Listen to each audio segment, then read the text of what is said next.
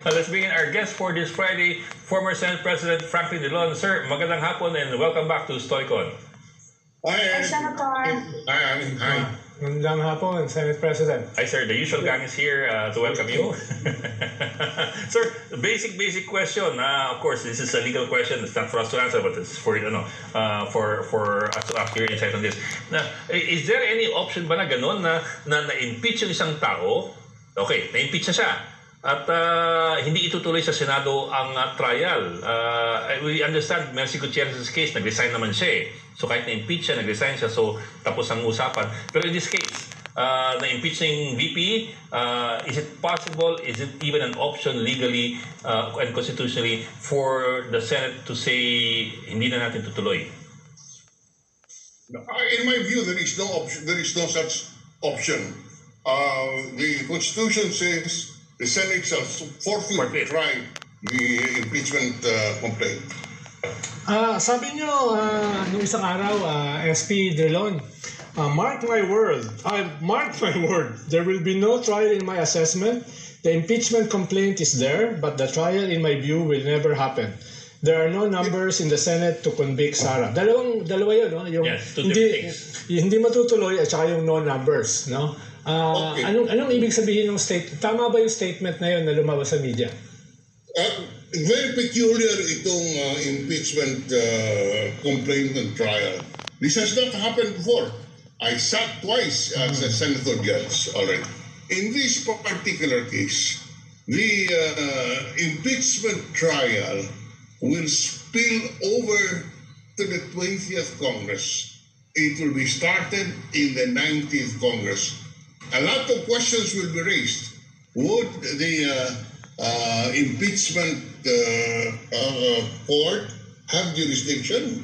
There are arguments on both sides. One will say yes, the Senate is a continuing body. The impeachment court therefore should be a continuing body.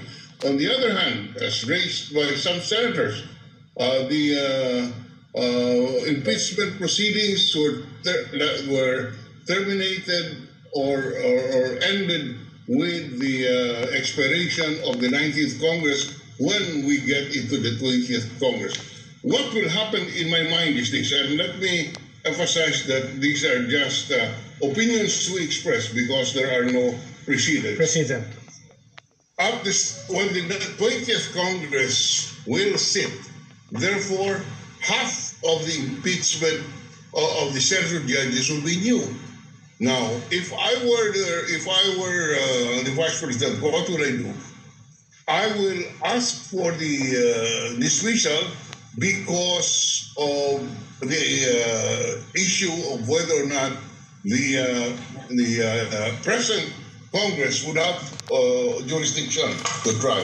That is not a decided issue. Assuming, to me, the impeachment court would have three options because they would decide this first. Number one, to dismiss because they have no jurisdiction.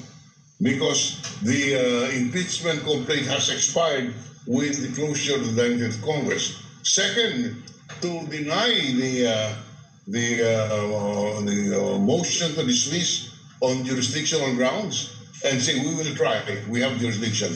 Number three, the impeachment court can say we defer any ruling on the issue of jurisdiction, and in the meantime we conduct the trial and receive evidence. Now, in any of these instances, it will go to the Supreme Court. The issue will go to the Supreme Court. And in my mind, it will not be unusual and it will not be improper for the Supreme Court to issue a TRO, a temporary restraining order, because there are no precedents here. They can issue a TRO, and in the meantime, there will be no trial, whatever is the decision of the impeachment court. So, and you know, I think it's accepted that a trial will not be to the political benefit of Vice President Duterte. Once you start the trial and present evidence, you will never know what will happen next. and as seen in the case of the impeachment of Erap, when the whole thing ended and the people went out to the streets on the EDSA DOS when the envelope was not open. So you expect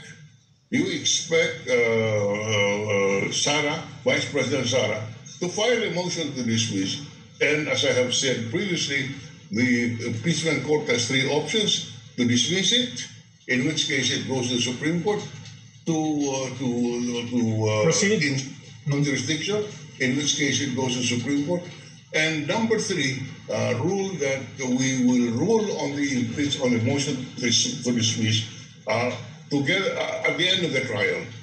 This will go to the Supreme Court. So in any of these options, it will end up in the Supreme Court. And the Supreme Court can issue a temporary restraining order on the ground of grave abuse of discretion so that the trial will not take place. Senator, kailan ba you're familiar with the rules of impeachment sa Senate, kailan ba officially nag-uumpisa yung process ng impeachment trial? Ano yung activity that will trigger the start na pwedeng sabihin ng Senate, inumpisahan na namin pwede na siyang tumalon sa 20th? Yung pag-accept ba nila nung impeachment sa Senate, doon ba nagsisimula, SP? Hindi po kailangan matanggap ng Senado ang impeachment complaint. Yes. And the Constitution is very specific. Shall forthwith try the case. Now, so kailan yung umpisa ng trial? Kasi yun ang gagamiting argument You never started the process of the trial, kaya wala na, talo na. Pero kung yun ang argumento, ano yung sasabihin ng senators, kailan nag-umpisa yung trial? I think the more reasonable is that the trial starts when the impeachment complaint is received, and it is the constitutional obligation of the Senate to constitute itself into an impeachment court and start the proceedings. So pagka-receive pa lang ay technically nagsimula na? Technically, pag tanggap nila, mayroon silang tungkulin sa ilan ng ating saligang batas na umpisahan ang paglilitis. So noong February po itong nung dinala yung impeachment at receive sa Senado? Hindi na-receive Na-receive after the session adjourned. Ay, oo nga pala, no?